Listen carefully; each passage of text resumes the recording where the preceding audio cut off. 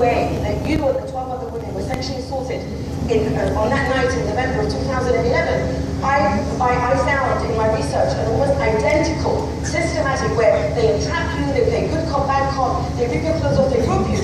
And this one particular incident that was notorious was called Black Friday or something, in which exactly the same way that I had described being sexually assaulted, these women were sexually assaulted. It's incredible. Black Friday, I have to give context. I think my voice is weak, the microphone is weak, but together we'll get through it.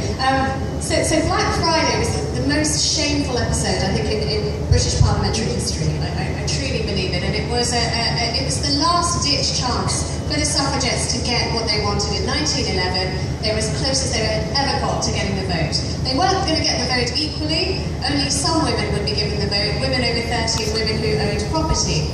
And then at the last minute, the Prime Minister at the time, Asquith, who had a pathological hatred of strong women, decided he was going to kill the bill.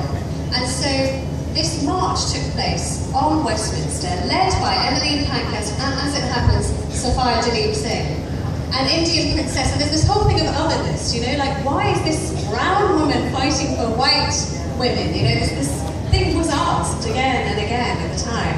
But they got to Parliament. They couldn't even walk all together. They had to walk in small groups of 12, otherwise they would have been arrested before they even got to the shadow of Parliament. And as soon as they got there, they were pounced on. Winston Churchill, who was the Home Secretary, said, I don't want any arrests because I don't want my prisons cluttered up with these women who then really tediously go on hunger strike and embarrass us.